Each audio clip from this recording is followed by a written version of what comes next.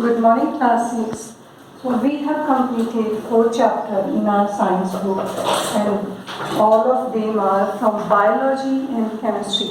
So today we are going to start chapter from our physics section, and that is motion and measurement of distances. This one, chapter 10. So let's start our physics section. We are going to study motion and measurement of distances. Yes. So first question arises in our mind, what is motion? See, motion, that means what is motion? So how you will define motion? Let me explain. For example, you take, this is an object, it is placed here, and after some time when you will see this place, this object has changed its place from here to here. It has come here. So it has changed its position after some time. So it is said to be in motion. That means when an object is in movement. Simply we can say that when an object in movement, then it is said to be in motion.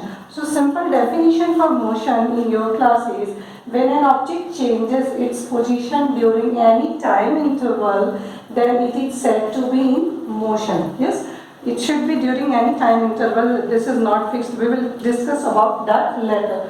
First of all, we should understand about motion, and then when it possesses motion, then what does it covers? It covers some distances. See, if it is here and it comes here, so it has covered this much distances. And if you measure this scale, for example, you take, say this much be some distance. So how you are going to define distance? Let us see.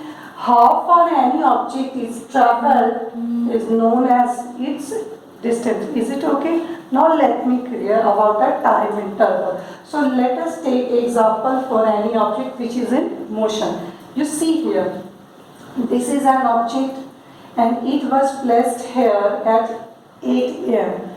After some time, it has covered 12 kilometer distance. That means just leave the distance.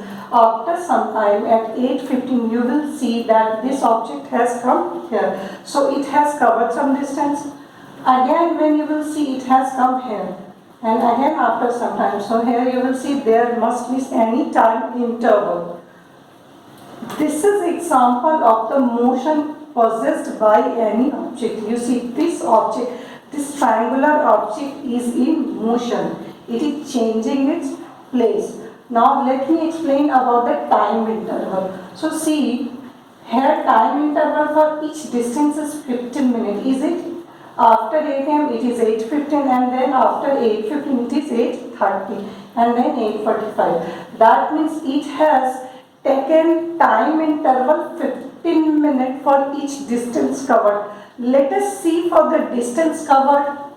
It has covered 12 kilometers for each time interval. For here also we can put distance 12 kilometers. Is it? So here equal distances are covered between equal time interval. So this type of the motion is said to be uniform motion. So this is example of what? This is example of uniform motion. How you are going to define uniform motion? So uniform motion, when an object covers equal distances during equal time interval, then it is said to be uniform motion.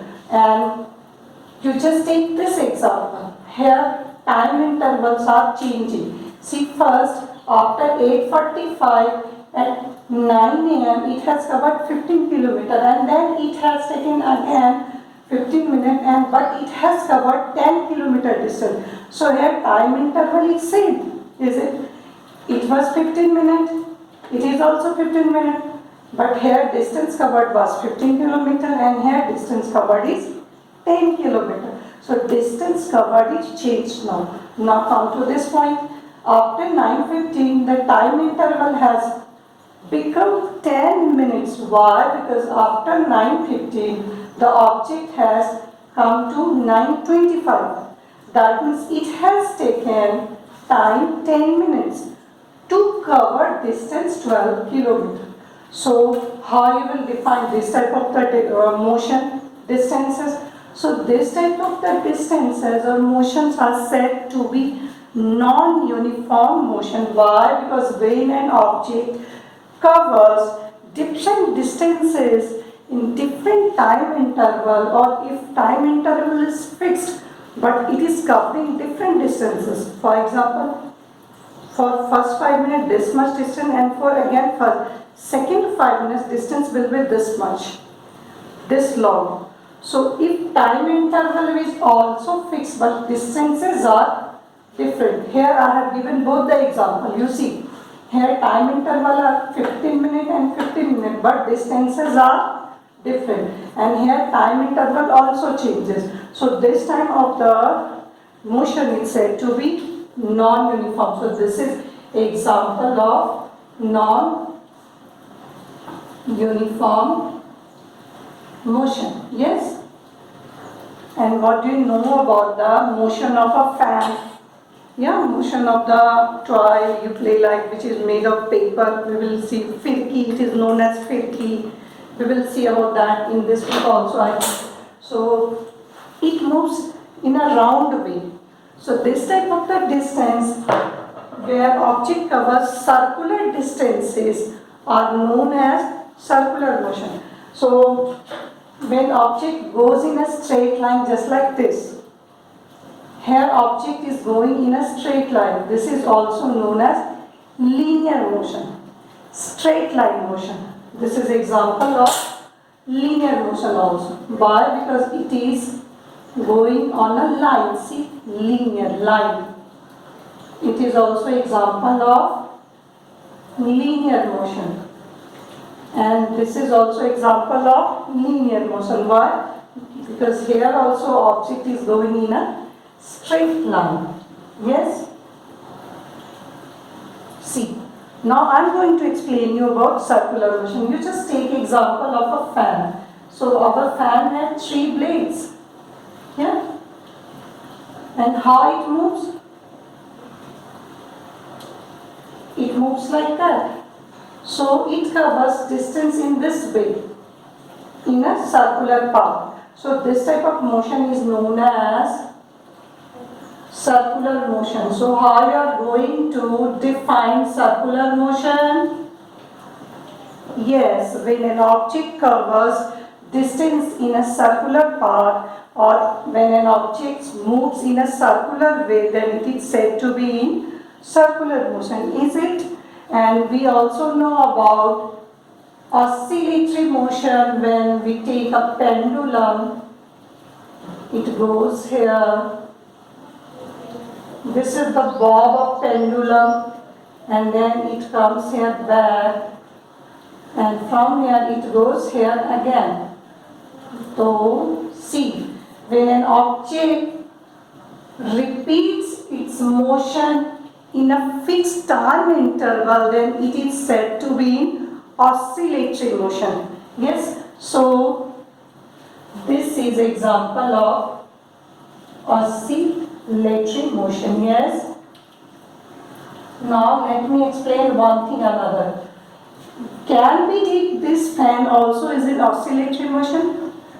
Yes, because this fan is covering its distance in a circular motion, and it is also repeating its motion in a fixed time interval. ये पंखा बार बार वापस यहाँ पे आता है, फिर इधर से घूमता है, फिर घूमता है, ये वापस अपनी मोशन को रिपीट करता है. That means कि this fan is obeying circular motion as well as oscillatory motion too. So these are different types of the motion, and we will study about these in depth in our next class also.